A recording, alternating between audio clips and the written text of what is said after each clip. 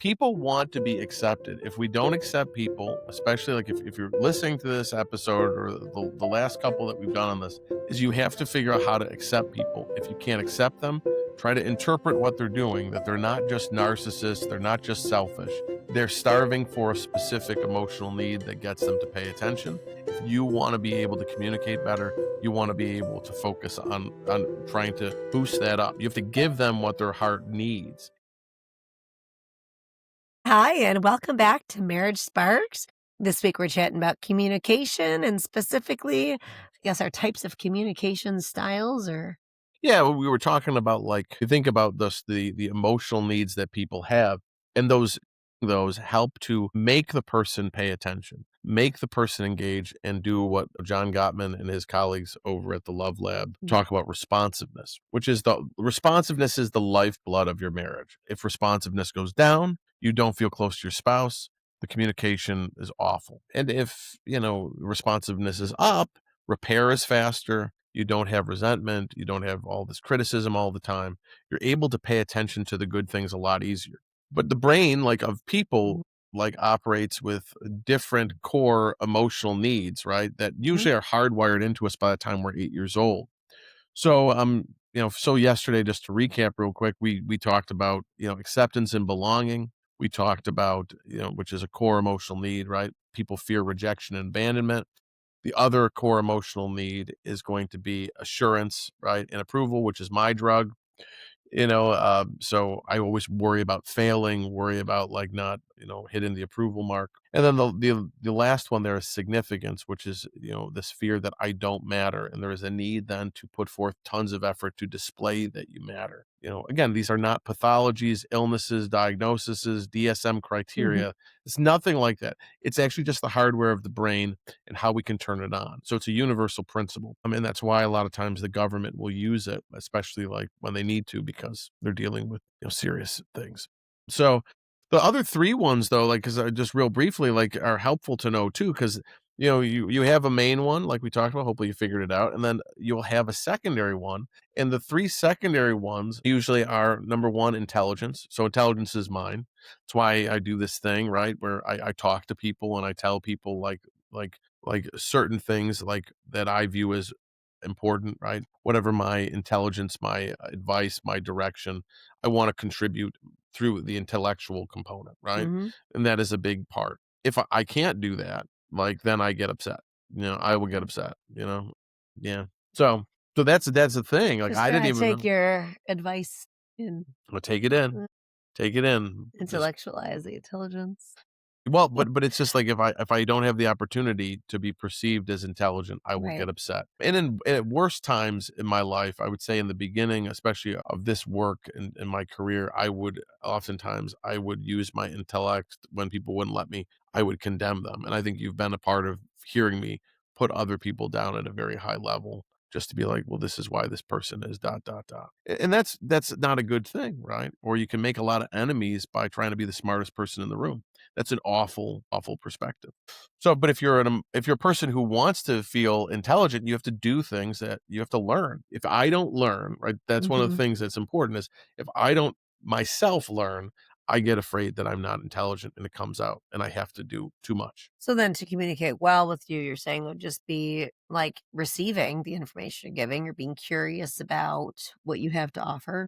Yeah, or inviting me into letting me be able to offer something in relationship to your goal. So, like when you're like, okay, well, what do you think about this situation? Right.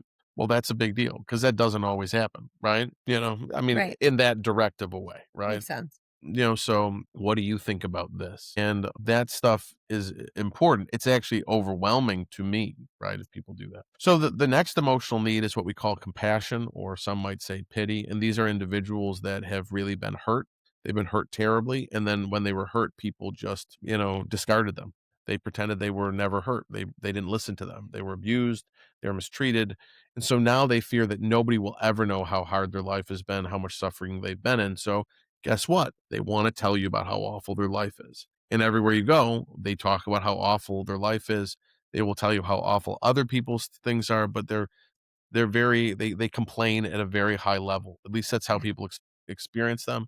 And if you don't validate their pain, they will go to another person and then they will complain about you. And so that is how you'll see that dynamic. A lot of times these people end up with very few relationships or no relationships because people burn out because they can't recognize the starvation of this person that they. Did you know there are two kinds of desire in marriage? One just shows up, the other has to be built. Most couples only wait for spontaneous desire, the kind that feels automatic. But over time, that one fades and fluctuates. Responsive desire is different. It grows from closeness, from touch, from emotional safety, from friendship. And when you understand the difference, everything changes. We created a free guide called Into Me You See, a couple's guide to true intimacy to help you rebuild trust, lower pressure around sex, and develop desire in a healthy, natural way. If you want deeper emotional and physical connection, download it now. It's free.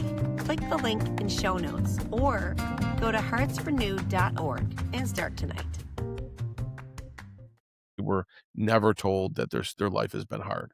And so people are tired of these stories because they get absorbed by other people's pain. So Okay. we all know people like that, right? There are always some. And if you are that person, you have to figure out how to heal. And that's the crazy part, right? Those are the people who really need to pursue healing at a very high level. And they really, a lot of times they don't want to, because they are afraid of being rehurt. And they just don't want, they're not going to go to counseling. And if they do go, they're going to complain about other people. They're not going to talk about what happened. They're not going to talk about themselves, because they don't trust people. So then the last one, dun dun dun, is power and strength. Power and strength. That's you, baby. Is that me? It is. It's when we get into a fight. What do? You don't talk to me. You're like, no. I'm like, can we talk? No, I'm not ready. That's power and strength. You know? And that's Oh. right. That power and strength is the ability to, you're not going to be pushed around. I'm not going to be pushed around. You're going to respect me. You're going to respect like where I'm at. And if you don't, well, then I'm going to give you an ultimatum, or I'm going to give you a stonewall, or I'm going to walk out of the room, or I'm going to go for a walk. Right? I'm not going to. I think that's just taking time to collect your thoughts, actually. No, I'm not. Again, just I to know they're not reiterate, since nice, we're yes. recording this for the world to hear, yes, it's not Yes. negative. But I'm just saying is if I don't respect my wife and give her power, if I don't accept the fact that she's That's upset, if I'm like, you need to talk to me right now, ooh, Is that that would be. why I hate the macho thing? No, you do. Yes, Oh, because if they want power anybody and strength. oh, Yeah. yeah, the little woman thing just bothers me. Power and strength, baby. All the way. I have boycotted entire stores and encouraged others because, yeah, I'm poor sorry. little woman. Yes, she is not a poor little Yeah, woman, I and am I will not. continue to say I that. will not say who it is, but there have been a few, and I'm just like, Mm. excuse me, no. No, Yeah. you're not a poor little woman at all. But I'm just saying, like, think about communication wise, this would be a detonating event if I go in and we have some kind of communication breakdown where I hurt her, I upset her, or she upsets me, and we have like some kind of we hurt each other. And then I demand that she listen to me, right? Because I'm the intellectual person, right? You need to listen to me. We need to do this Right. right now, right? And this is bad for us. And she goes, no, I don't think so. And if I demand that, if I demand that, it goes up higher, right? She's not gonna. So power and So you strength may is not maybe you listening to me saying, I get it. I exactly. just need a minute. You need to listen to, and then it's like, okay, I'll come back at this time, Yeah. and we'll have and both of us. I have to be willing to listen, and Yep. you have to be willing to wait. Yeah. That makes sense. Yeah, Well, yeah. So there has to be acceptance over the person, though, right? yeah. People want to be accepted. If we don't accept people, especially like if you're listening to this episode or the last couple that we've done on this, is you have to figure out how to accept people. If you can't accept them, try to interpret what they're doing, that they're not just narcissists, they're not just selfish. They're starving for a specific emotional need that gets them to pay attention. If you want to be able to communicate better, you want to be able to focus on trying to boost that up. You have to give them what their heart needs. If my wife needs to be accepted and she needs to know that she has every right to be upset with me and I'll come back tomorrow. Because if I walk off, if she lays in bed and she's like, I don't want to talk to you, and I go, this is ridiculous, I can't deal with you, and I leave and I don't tell her I'm even coming back, that's going to escalate her. She may not say anything because the power and the strength go up, But then the next day, she's gonna come back and she's gonna go after me again, right? So Happened. tomorrow, come back and I'm gonna bring out my logbook of all Yes, the Jack. case studies that I've worked. You're gonna intellectualize it all. Yeah, that's right. There are people that are gonna listen to this episode and be like, "Yeah, I knew he did this to his wife." No. No, but I do think that again, Yeah, you know it's what? It's funny because I hate that saying, that never go to bed angry thing. yeah. And I'm like, I feel like sometimes you just need to be able to, and yeah, you're right. Don't go to bed angry, but it doesn't mean you're not going to go to bed with everything resolved. No. Like, I feel like this need to constantly, immediately resolve, or the world or your marriage is over, is ridiculous. And sometimes you need to be mature enough to just be like, okay, not right now. I love you. Let's deal with this later. Yeah, and that's mature. Sometimes you just need like a nap or a chocolate bar or something, like, Well, exactly. And I think we just and that's and there needs to be like an ability to have humility and accept that this is what's going on. Not try to get control. If you're in communication with the person, you have to produce space for the person to talk to you.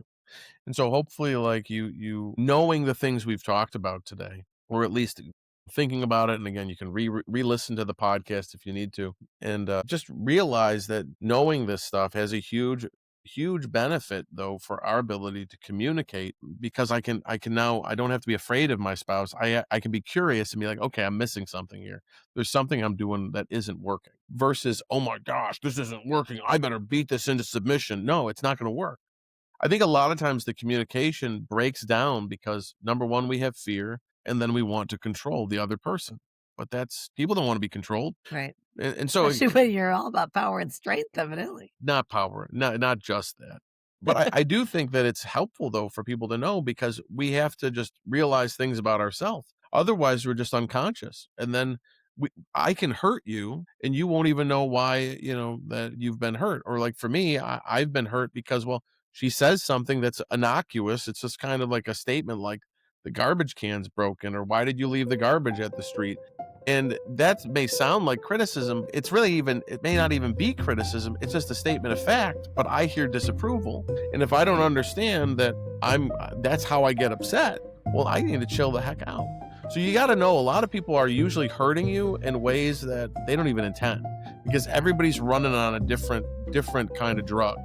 So come back tomorrow. We're going to talk a little bit about these questions, though, that I'm going to be putting out after the webinar in a couple weeks, so that you can kind of understand how questions direct the brain and how to really change the direction of conversation with your spouse. Awesome.